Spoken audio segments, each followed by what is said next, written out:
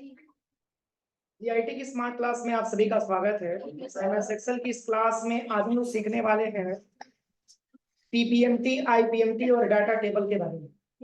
देखिए, पिछली क्लास में मैंने आपको बताया था कि जैसे कि 3960 रुपया 25 पैसा जो हम ईएमआई का पैसा पेमेंट कर रहे हैं, उसमें मैंने आपको बताया था कि 60 महीने में टोटल जो पैसा हम दे रहे थे 2,37,615 रुपया दे रहे हैं। लेकिन अगर आपसे ये कहा जाए कि इस पैसे में कितना रुपया मूलधन का पैसा है और कितना रुपया ब्याज का पैसा है, तो मैंने तो आपको केवल 60 महीने के बेस पे बताया था कि 60 महीने के आधार पे ये निकालना बताया था कि आपको टोटल ब्याज कितना देना पड़ रहा है या टोटल आपको मूलधन कितना देना पड़ रहा है। लेकिन क्वेश्चन ये आ जाए कि 3960 रुपया 25 पैसा जो आप पर महीना जो पेमेंट करेंगे उसमें कितना ब्याज दे रहे हैं और कितना मूलधन दे रहे हैं, उसी को अलग अलग निकालने के लिए हमको पीपीएमटी और आईपीएमटी का प्रयोग करना पड़ेगा। तो जैसे कि पीपीएमटी और आईपीएमटी को जब जोड़ेंगे तो ये रिजल्ट जो आएगा वो आपका ईएमआई के बराबर आ जाएगा। आखिर 3960 रुपया 25 पैसा तो हम हर महीने पेमेंट करते हैं, तो मान के चलिए कि ऐसा कौन कौन सा पैसा है जो मिला करके 3960 रुपया बनता है। तो पीपीएमटी का मतलब होता है प्रिंसिपल अमाउंट, जिसको हिंदी में मूलधन बोला जाता है। पीपीएमटी का मतलब होता है प्रिंसिपल अमाउंट, जिसको हम क्या बोलते हैं, मूलधन बोला जाता है। और आईपीएमटी का मतलब होता है इंटरेस्ट अमाउंट, जिसको हम ब्याज का पैसा बोलते हैं। समझ में आ रहा है ना? तो वही अलग अलग आपको निकालना है कि 3960 रुपया 25 पैसे में आप कितना मूलधन दे रहे हैं और कितना ब्याज दे रहे हैं। इसी को ज्ञात करने के लिए हमको पीपीएमटी और आईपीएमटी का फार्मूला हमको प्रयोग करना पड़ेगा। तो देखिए, जैसे कि यहाँ पे 1 से लेकर के मैंने 10 महीने तक का चार्ट बनाया है। आप चाहिएगा तो और भी ज्यादा मात्रा में बना लीजिएगा, ठीक है। 10 से लेकर के 1 से लेकर के पूरा 20 तक 50 तक भी आप बना सकते हैं। रिजल्ट वही आएगा 3960 रुपये 25 पैसा। लेकिन अलग अलग आपको ये निकाल करके बता देगा कि आपका ईएमआई क्या बन रहा है, ईएमआई के हिसाब से ब्याज कितना दे रहे हैं और मूलधन कितना रुपया आप दे रहे हैं। तो देखिए, जैसे कि अगर आपको निकालना है पीपीएमटी, पीपीएमटी का मतलब होता है प्रिंसिपल अमाउंट। मतलब आज की क्लास में 3 फार्मूला हमको पढ़ना है, पीपीएमटी, आईपीएमटी और डाटा टेबल। तो चलिए, पहले तो पीपीएमटी हम समझते हैं। सबसे पहले इक्वल करिएगा और यहाँ पे लिखना है पीपीएमटी, जिसको हम प्रिंसिपल अमाउंट बोलते हैं। ब्रैकेट ओपन करिएगा, ब्रैकेट ओपन करना। और मैंने कल की भी क्लास में बताया था कि जो नीचे वाला ऑप्शन देता है उसको समझिए। तो सबसे पहले रेट दे रहा है, तो रेट में 7% को हम सिलेक्शन करते हैं, इंटरेस्ट। हाँ, इंटरेस्ट रेट। और ईएमआई निकालते समय हम 12 से भाग देते थे ना, पहले इसको हम फिक्स कर देंगे F4 से। अब ऐसे भी क्वेश्चन आता है कि सर अगर हम किसी वैल्यू को F4 से फिक्स करते हैं तो क्या रीजन देखने को मिलता है। तो देखिए, ये ट्रिपल सी का भी क्वेश्चन है कि अगर हम ये मतलब अगर हम किसी वैल्यू को एक्सेल में फिक्स करते हैं तो उसमें क्या रीजन देखने को मिलता है। तो जैसे कि यहाँ पे देखिए, अगर मैंने यहाँ पे इक्वल लिखा और यहाँ पे 1 को मैंने सिलेक्शन कर लिया और F4 को मैंने फिक्स कर दिया, मैंने कंट्रोल जेड से अनडू कर लिया। F11 है क्या? F11 अभी आया था ना। जैसे कि इक्वल करते हैं और 1 को हम सिलेक्शन करते हैं तो F11 है। तो F क्या है? हम ये नहीं पूछ रहे। F11 लिखा है, इसमें F क्या है?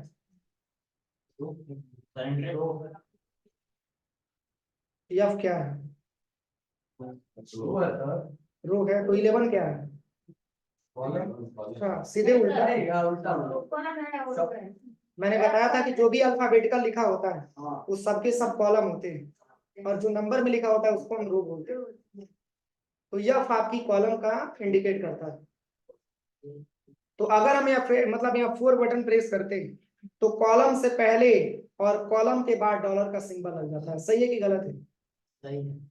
जब फिक्स करते हैं तो यह आपका कॉलम है, कॉलम से पहले भी डॉलर का सिंबल और कॉलम के बाद भी डॉलर का सिंबल। ये ट्रिपल सी में पूछा भी जाता है कि फिक्स करने से क्या होता है। तो एक लाइन में लिख लीजिएगा कि एक्सेल के सेल में अगर हम किसी भी डेटा को फिक्स करते हैं तो कॉलम से पहले और कॉलम के बाद डॉलर का सिंबल लग जाता है। ठीक है। तो चलिए, यहाँ पे समझाने के लिए मैंने आपको बताया, सबसे पहले यहाँ पे इक्वल करेंगे और यहाँ पे लिखेंगे पीपीएमटी और ब्रैकेट ओपन करेंगे। आप किसको सिलेक्शन करेंगे? इंटरेस्ट रेट को सिलेक्शन करेंगे। तो इंटरेस्ट रेट का सेल का नाम दिया है D14। तो D14 मतलब D आपका कॉलम को इंडिकेट कर रहा है, 14 आपका रो को इंडिकेट कर रहा है। तो इसमें भी आपको F4 बटन दबाना है। तो देखिए डी से पहले और डी के बाद कॉलम का सिंबल लगा है, सॉरी डॉलर का सिंबल लगा है। और पुनः नीचे अभी कामा नहीं करना, पहले क्या करेंगे, सबसे पहले इंटरेस्ट रेट को सिलेक्शन करेंगे, F4 से फिक्स करेंगे और तब डिवाइड करेंगे कितना से 12 से, और पुनः नीचे कॉमा करेंगे। अब इसके बाद से पूछा जा रहा है पर का मतलब होता है सिंगल मंथ, पर का मतलब सिंगल मंथ, नीचे कॉमा करेंगे। इसके बाद से NPER का मतलब ऑल मंथ, जो मैंने EMI में लिया, और इसको भी F4 से फिक्स करेंगे, ध्यान दीजिएगा। और यहाँ पे इसके बाद से प्रेजेंट वैल्यू फ्यूचर वैल्यू तो कुछ है नहीं, नीचे कॉमा करके टाइप पे क्या ले लेंगे, लोन अमाउंट भी तो लेना है, तो फ्यूचर वैल्यू में हमको लोन अमाउंट यहाँ पे सिलेक्शन करना है, और इसको भी F4 से फिक्स करना है, और टाइप में क्या दे देना है 1 दे देना। अब ब्रैकेट क्लोज करके इंटर करेंगे तो ये रिजल्ट हमारे सामने है। अभी नहीं समझ में आएगा, हाँ एक बार और समझ लीजिए, उनको पता था नहीं आएगा। देखिए सबसे पहले इक्वल करेंगे और यहाँ लिखेंगे PPMT, ब्रैकेट ओपन कर लेंगे, इसमें सबसे पहले इंटरेस्ट रेट को सिलेक्शन करेंगे और इसको भी F4 से हम फिक्स करेंगे और डिवाइड कर देंगे 12 से, नीचे कॉमा करेंगे। इसके बाद से सिंगल मंथ को सिलेक्शन करेंगे, पुनः नीचे कॉमा करेंगे, ठीक है। चूंकि ये कई महीने का हमको निकालना है ना, पहले 1 महीने का निकल जाएगा तो आसानी तरीके से पूरा निकल जाएगा। इसके बाद से कंपनी ने टाइम कितना दिया है 60 मंथ, जिसको हम NPER बोलते हैं, नंबर ऑफ पीरियड, इसको भी F4 से फिक्स करेंगे, नीचे कॉमा करेंगे। इसके बाद से लोन अमाउंट ले लेंगे और इसको भी F4 से फिक्स करेंगे और नीचे कॉमा करने के बाद 1 लिखेंगे और ब्रैकेट क्लोज करने के बाद हो जाएगा 2793.59 इसमें आप मूलधन दिए, तो शेष जो पैसा बचेगा वही तो आपका ब्याज का पैसा है। बोलिए, तो देखिए इसी को हम ड्रैग एंड ड्रॉप करेंगे, तो अगर सिंगल मंथ का निकल गया तो पूरा डेटा आपका आ जाएगा। तो इसमें क्या देखने को मिला, मतलब जैसे जैसे आप अमाउंट के करीब पहुंचते हैं वैसे वैसे आप ये देखते हैं कि जो अमाउंट को रिसीव कर रहा है उसके पास पैसा इंक्रीज होता चला जाता है। जैसे कि मान के चलिए आपने किसी से 50,000 रुपया उधार ले लिया, तो एक बार में आप उसको जाकर के 10,000 रुपया दे दिए, तो 10,000 रुपया आपके वहां से कम होगा, लेकिन उससे वहां इंक्रीज होता जाएगा ना। फिर एक बार आपने और भी 20,000 आपने दे दिया, तो उसके पास टोटल कितना हो गया 30,000 हो गया। फिर 20,000 आपने और भी पेमेंट कर दिया, तो 50,000 उसके पास हो गया, तो उसके पास पैसा बढ़ रहा है ना। यानी कि अमाउंट के जितने करीब आप जाइएगा उतना ही अमाउंट आपको इंक्रीज होता हुआ दिखाई देगा। और जो इंटरेस्ट होता है, इंटरेस्ट हमेशा घटता हुआ स्थिति में चला जाता है। क्या जो आप पैसा, ब्याज का पैसा जो आप जो है 50,000 पे दे रहे थे, क्या अगर 10,000 कम, मतलब 10,000 अगर देना होगा तो उतना ही ब्याज लगेगा, ब्याज आपका कम होता चला जाता है। सर जितना ज्यादा पैसा देते रहेंगे उतना कम ब्याज हमारा कम होता जाएगा, ठीक है। तो इसमें यही देखने को मिलता है कि PPMT हमारा बढ़ता हुआ दिखाई देता है और IPMT हमारा घटता हुआ दिखाई देता है, क्योंकि जब नजदीक अमाउंट के पहुंचते हैं तो ब्याज हमारा कम होता चला जाता है। सब पैसा पा जाएंगे तो इंटरेस्ट क्यों लेंगे, और कभी भी ऐसा भी समय आएगा कि इंटरेस्ट आपका 0 हो जाएगा, फुली अमाउंट जब पेमेंट कर देंगे तो इंटरेस्ट आपका 0 हो जाएगा। तो अमाउंट हमारा बढ़ता हुआ जाता है और इंटरेस्ट हमारा घटता हुआ चला जाता है। बस दोनों फार्मूला सेम है, बस केवल P की जगह पे आपको I लगा देना है। कैसे लिखना है, तो देखिए सबसे पहले आप इक्वल करिएगा और यहाँ लिखना है IPMT, ब्रैकेट ओपन करिएगा। फिर यहाँ पे आपको सबसे पहले इंटरेस्ट रेट ले लेना, F4 से फिक्स करना, डिवाइड करना है 12 से, नीचे कामा कर देना। इसके बाद से सिंगल मंथ को ले लेंगे, नीचे कामा करेंगे। इसके बाद से ऑल मंथ को ले लेंगे, इसको भी F4 से फिक्स करेंगे, पुनः नीचे कामा करेंगे। इसके बाद से लोन अमाउंट को ले लेंगे, इसको भी F4 से फिक्स कर देंगे, पुनः नीचे कामा करने के बाद टाइप में 1 ले लेंगे और ब्रैकेट को क्लोज करके एंटर कर देंगे। अब देखिए अभी स्टार्टिंग में आपका 1166.67 आपका ब्याज का पैसा है। अब इसी को ड्रैग एंड ड्रॉप करिए, देखिए घट करके 1016.53 आ गया। क्यों? क्योंकि अमाउंट के आप जितने करीब जाते हैं ब्याज उतना ही आपको करीब मतलब ब्याज उतना ही आपका कम होता है। जैसे कि आपने किसी से आपने उधार ले लिया पैसा 1 लाख रुपया, ध्यान दीजिएगा, तो 1 लाख रुपया पे जो ब्याज लगेगा तो ब्याज आपको देना ही देना है। क्या अगर 1 लाख रुपया पे आप ब्याज दे रहे थे और एक ही बार जाकर के आपने 50,000 रुपया उसको पेमेंट कर दिया, तो अब तो केवल 85,000 का ब्याज देना है ना कि 1 लाख का ब्याज देना है? केवल 50,000 का ब्याज देना है, मतलब 1 लाख पे जो दे रहे थे उसे नहीं, अब आपको 50,000 पे देना है, मतलब कि ब्याज आपका ऑटोमेटिक क्या हो जाता है, कम हो जाता है। अब ये नहीं कि 7% से घट करके 2% आ जाता है, ब्याज वही देना होता है, लेकिन जो पैसा आप ज्यादा महीनों में दे रहे थे वो पैसा आप कम देंगे तो कम महीने में देंगे तो कम ब्याज आपको देना पड़ेगा, वही पैसा ज्यादा महीने में देंगे तो ज्यादा ब्याज आपको देना पड़ेगा। तो अमाउंट के जितने करीब जाते हैं उतना ही हमारा ब्याज क्या होता है, कम होता जाता है। अब ये कैसे मानेंगे कि हमारा सही है कि गलत है, तो देखिए ये जांच करने के लिए अगर पूरा 3960 रुपया 25 पैसा सब कॉलम में आ जाएगा तो हम मान सकते हैं कि हमारा पीपीएमटी और आईपीएमटी सही है। अरे 3960 रुपया तो आप जो पहले महीने में दे रहे हैं तो वही 10वें महीने में भी आप देंगे, कि उससे बढ़ा करके देंगे, उतना ही देंगे, लेकिन घटेगा बढ़ेगा तो क्या, इंटरेस्ट और प्रिंसिपल। इसको जोड़िए, इसको नॉर्मल फार्मूले से जोड़िएगा, इक्वल करिए, पीपीएमटी ले लीजिए प्लस आईपीएमटी ले लीजिए और एंटर कर दीजिए। अब इसी को ड्रैग एंड ड्रॉप करेंगे तो दूसरे कॉलम में क्या आएगा, वही आएगा, सेम तरीका उसी में सब में यही आएगा। देखिए 60 महीने तक सेम आएगा, 60 महीने तक सेम आएगा, उसके बाद से आगे आपका बढ़ेगा। तो क्या समझ में आया, पेमेंट तो हम वही दे रहे हैं, लेकिन अगर इंक्रीज हो रहा है तो प्रिंसिपल अमाउंट और डिक्रीज हो रहा है तो इंटरेस्ट अमाउंट, बस यही देखने को मिलेगा। किसको किसको समझ में नहीं आया, सबको समझ में आया, जिसको दिक्कत हो बताइए, मैं एक बार और बता दूं। ये वाला रिजल्ट वाला पीएमटी वाला कि पीपीएमटी वाला, चलिए इसको बता दे रहे हैं। देखिए देखिए सबसे पहले पीपीएमटी निकालना है, इसको इक्वल करिएगा और यहाँ लिखिएगा पीपीएमटी और ब्रैकेट यहाँ से ओपन करिएगा। इसमें सबसे पहले आपको इंटरेस्ट रेट को लेना है और इसको भी F4 से फिक्स करना है और डिवाइड करना है 12 से, नीचे कामा करना है।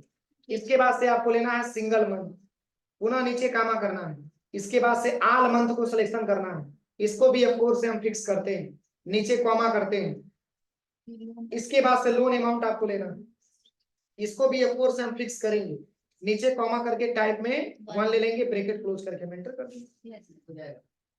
कोई दिक्कत किसी फिक्स करना जरूरी है, हाँ फिक्स करना जरूरी है, सर फिक्स नहीं करेंगे तो डेटा हमारा सिक्योर नहीं होगा, डेटा हमारा सही नहीं आएगा, रिजल्ट हमारा सही नहीं आएगा।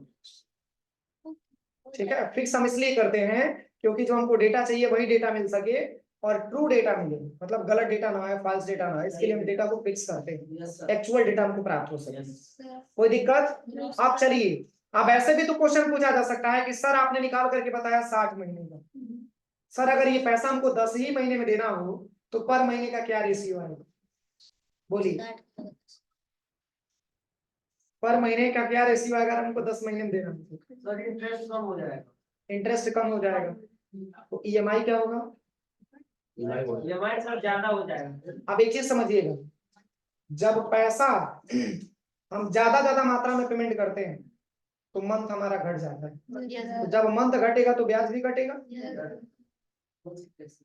ठीक है, जैसे कि मान के चलिए कि 3960 रुपया 25 पैसा हमको देना था, तो 3960 रुपया 25 पैसा दे रहे हैं तो 60 महीने का समय लग रहा है ना। अब यही पैसा अगर हम 20,000 रुपया महीना दें तो ब्याज भी घटेगा और टाइम भी घट जाएगा, सही है।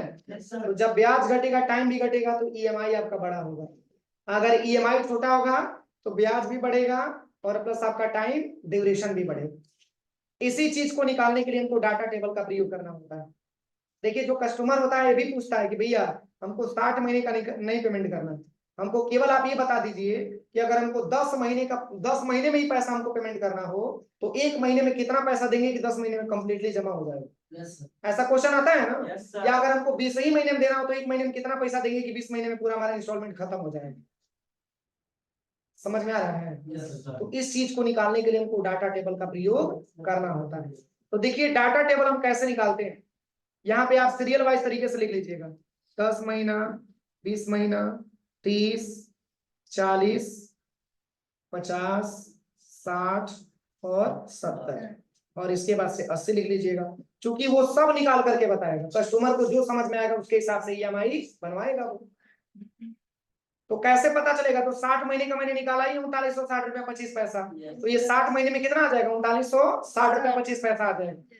इससे आपको समझ में आ जाएगा कि अगर हम 60 महीने में अगर 1 महीने का पैसा 3960 रुपया 25 पैसा दे रहे हैं तो बाकी महीने का क्या रेशियो आएगा। तो इसको निकालने के लिए पहले तो आप सीरियल वाइज तरीके से 10, 20, 30, 40, 50, 60 ऐसे 80 तक लिख लीजिएगा जहां तक आपको चेक करना है। और इसके ऊपर ये 2 सेल आप छोड़ दीजिएगा और इस सेल में मत लिखिएगा, इसको छोड़ करके तब नीचे लिखिएगा। यहाँ पे आपको ईएमआई लेना है, इक्वल करिएगा और ईएमआई को सिलेक्शन कर लीजिएगा और इंटर बटन प्रेस कर लीजिएगा। हाथ से लिखना नहीं है, इक्वल करके ईएमआई को सिलेक्शन करिएगा, इंटर करेंगे तो ईएमआई इसी में आकर के भर जाएगा। अब देखिए करना क्या है, यहां तक कोई दिक्कत? पहले 10, 20, 30 ऐसे क्रम से लिख लीजिएगा, इसके बाद इक्वल करके ईएमआई को सिलेक्शन करके एंटर कर लीजिएगा। अब यही पैसा अगर आपको 10 महीने में पेमेंट करना हो तो 1 महीने का क्या रिस्पॉन्स आएगा, ठीक है। 20 महीने में पेमेंट करना हो तो 1 महीने का क्या रिस्पॉन्स आएगा। तो जब अमाउंट ज्यादा होता है तो मंथ हमारा कम लगता है। जैसे कि अगर आपको किसी को 10,000 रुपया देना है तो अगर आप 1,000 रुपया करके देंगे तो 10 महीने लगेगा ना। और वही 10,000 अगर 2 महीने में करके देते हैं तो 5,000 दो महीने में फाइनल हो जाएगा। अमाउंट ज्यादा हुआ तो टाइम कम लगा और टाइम ज्यादा लगेगा तो अमाउंट भी आपका कम हो जाएगा। तो जब अमाउंट कम होगा तो ब्याज बढ़ेगा, अमाउंट ज्यादा होगा तो ब्याज आपका घट जाएगा। तो इसको निकालने के लिए डाटा टेबल के लिए पूरे डेटा टेबल को आप सिलेक्शन करिएगा। इतना बनाने के बाद इसके बाद से आप चले जाइएगा डाटा टैब में। कहाँ पे आना है? Data tab. और यहीं पे एक ऑप्शन आपको मिलेगा व्हाट इफ एनालिसिस, इसी पे जस्ट ऑप्शन पे क्लिक करना है आपको। देखिए डाटा टेबल का ऑप्शन दिख रहा है, इसी पे जस्ट आपको क्लिक करना है। क्लिक करते ही इसमें 2 ऑप्शन पूछा जाएगा, देखिए रो इनपुट सेल और कॉलम इनपुट सेल, 2 ऑप्शन दे रहा है। तो केवल कॉलम इनपुट सेल में ईएमआई से आपको मंथ ले लेना, केवल कॉलम इनपुट सेल में ईएमआई से आपको क्या लेना है, मंथ ले लेना है। और यहां से आपको जस्ट ओके कर देना। नहीं समझ में आया?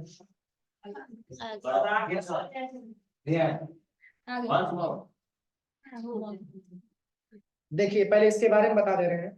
अगर आप 10 महीने में कंटिन्यू पैसा पेमेंट करेंगे तो 1 महीने का आपका इंस्टॉलमेंट बनेगा 20,647 रुपया 36 पैसे।